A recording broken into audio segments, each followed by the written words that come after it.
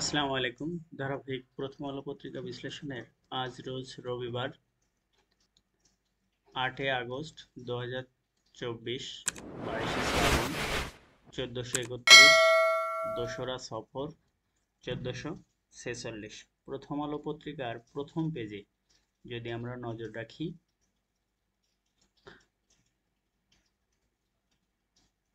তাহলে দেখেন প্রথমে বাম সাইডের প্রথমে যে হেডলাইনটা আমরা দেখতে পাচ্ছি যে অন্তর্বর্তী সরকারের শপথ গ্রহণ আজ অলরেডি হয়ে গেছে।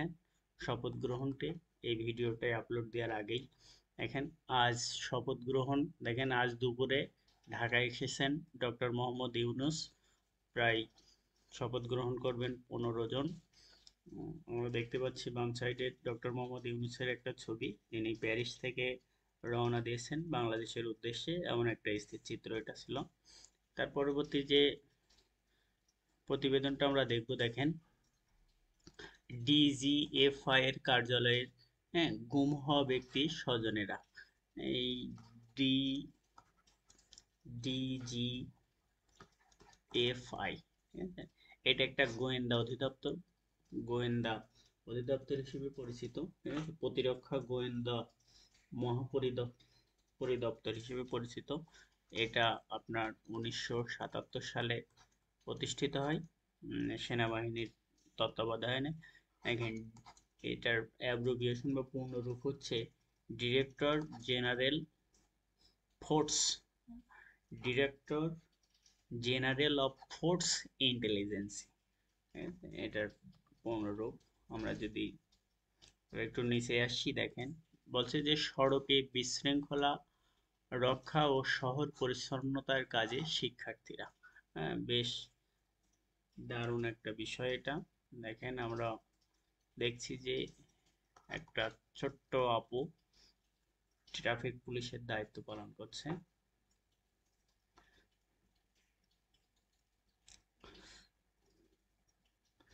আমরা যদি দ্বিতীয় পেজের বাম সাইডের ডান সাইডের হেডলাইনটা দেখি, দেখেন বলতেছে ইতিহাস বদলায়, ইতিহাসের বদলার মুখে শেখ হাসিনা। ঠিক আছে, ওয়াশিংটন পোস্ট, এটা একটা আমেরিকান ডেইলি নিউজ। ঠিক আছে, এক প্রতিবেদনে তারা বলেছে শেখ হাসিনা যেভাবে স্বৈরশাসক হয়ে উঠেছিলেন তাতে তার এমন পতন ছিল অনিবার্য।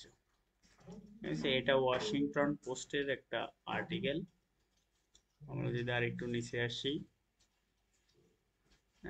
এখানে পুলিশের 30তম আইজিপি মইনুল ইসলামের একটা ছবি দেখতে পাচ্ছি। আমরা যদি আর একটু নিচে আসি, দেখেন হচ্ছে শ্রম লঙ্ঘনের মামলা থেকে খালাস পেলেন ডক্টর মোহাম্মদ ইউনূস। এটা কি একটা মিরাক্কেল, আল্লাহর রহমতও বলতে পারেন। তিনি যে আজকে ঢাকাতে এসছেন, হ্যাঁ, তিনি আসছিলেন একজন আসামি হিসাবে আসার কথা ছিল এই দেশে, কিন্তু এ দেশের প্রধানমন্ত্রীর পদ সমমর্যাদা নিয়ে দেশে আসলেন আজকে। আমরা যদি আরেকটু নিচে আসি, দেখেন তাজউদ্দিন আহমেদের ভাস্কর রক্ষায় জনতার পাহারা।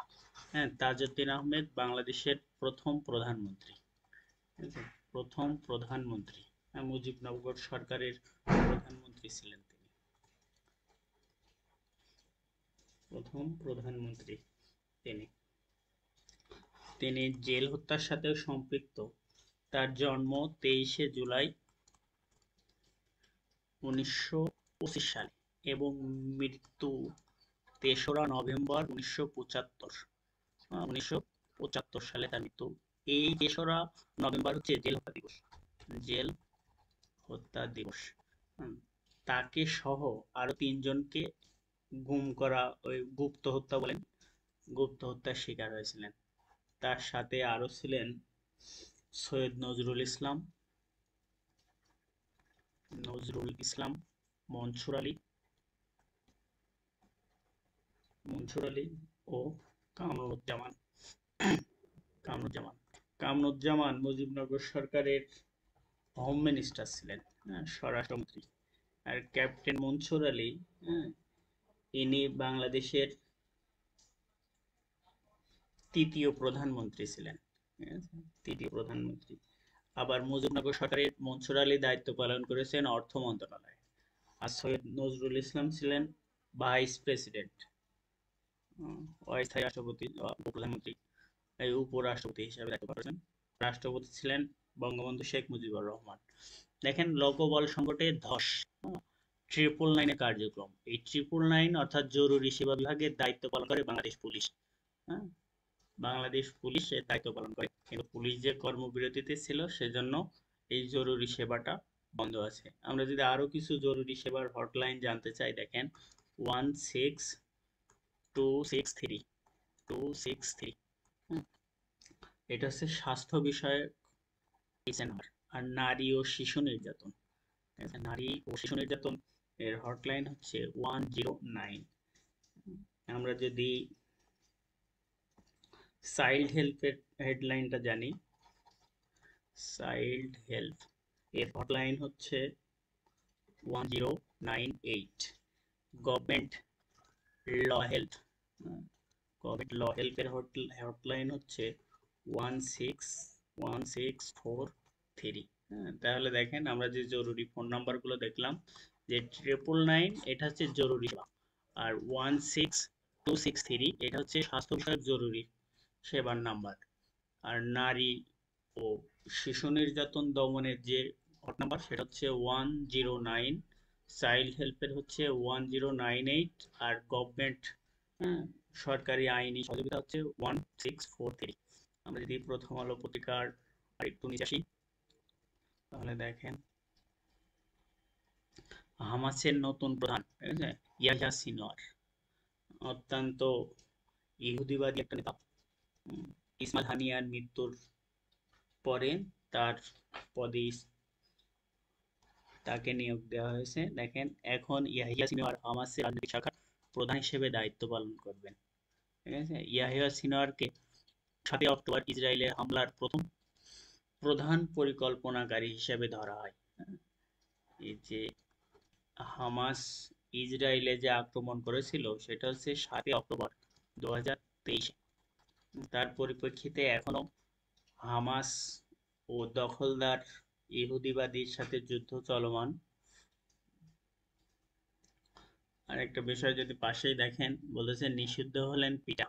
পিটা হচ্ছে থাইল্যান্ডের একজন রাজনীতিবিদ।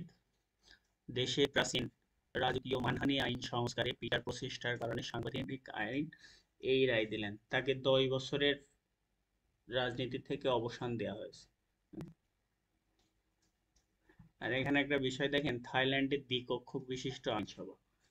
আমরা যদি দ্বিকক্ষ বিশিষ্ট আইনসভা আরো কয়েকটা দেশের নাম বলি, আমাদের পার্শ্ববর্তী রাষ্ট্র ইন্ডিয়া আছে, ইন্ডিয়ার দ্বিকক্ষ বিশিষ্ট ইউকে, ঠিক আছে, ইউনাইটেড কিংডমের দ্বিকক্ষ বিশিষ্ট আমাদের পার্শ্ববর্তী রাষ্ট্র মায়ানমার আছে, তাদের দ্বিকক্ষ বিশিষ্ট। কিন্তু আমাদের একক বিশিষ্ট, এটা সবাই জানেন। দেখেন বলতেছে কূটনৈতিক সম্পর্ক ছিন্ন ইউক্রেনের সঙ্গে। হ্যাঁ, নাইজেরিয়া ইউক্রেনের সঙ্গে কূটনৈতিক সম্পর্ক ছিন্ন করেছে। আমরা যদি আরেকটু নিচে আসি,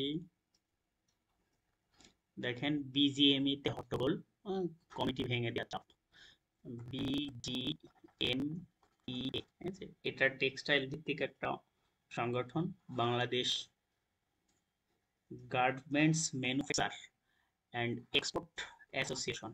এটা 1983 সালে প্রতিষ্ঠিত। এর বর্তমান চেয়ারম্যান হচ্ছে ফারুকি হাসান। ফারুকি হাসান বর্তমান চেয়ারম্যান। আমরা যদি আরেকটু নিচে আসি, তেমন কিছু নাই। আমরা যদি আরেকটু দেখি, দেখেন ইতিহাস গড়লেন লোপেজ। দেখেন মিহান লোপেজ, ঠিক আছে, একই ইভেন্টে সবচেয়ে বেশি স্বর্ণ জয় তার, ঠিক আছে, 5টি স্বর্ণ। এর আগে ছিল 4টি। তিনি এই 33তম গ্রীষ্মকালীন অলিম্পিক একটা স্বর্ণ জয়ের মাধ্যমে তিনি একটা কুস্তিগির। ঠিক আছে, তিনি 2008 থেকে 2024 সাল পর্যন্ত 5টি স্বর্ণ জিতেছেন। একই ইভেন্টে সর্বাধিক একই ব্যক্তির স্বর্ণ জয়ের রেকর্ডটি গড়লেন মিহান লোপেজ। ঠিক আছে, আমরা যদি বাবের মতো পদক তালিকাটা দেখিয়ে দেখেন। আজকে একটু বিপরীত, প্রথমে উঠে এসেছে যুক্তরাষ্ট্র 24টি স্বর্ণ, মোট পদক 87টি। দ্বিতীয় অবস্থান চীনের 23টি স্বর্ণ, মোট পদক 61টি। তারপরে অস্ট্রেলিয়া, ফ্রান্স, গ্রেট ব্রিটেন, দক্ষিণ কোরিয়া, জাপান, ইতালি, নেদারল্যান্ড ও জার্মানি। এই ছিল আজকের পত্রিকায়। ধন্যবাদ সবাইকে। আসসালামু আলাইকুম।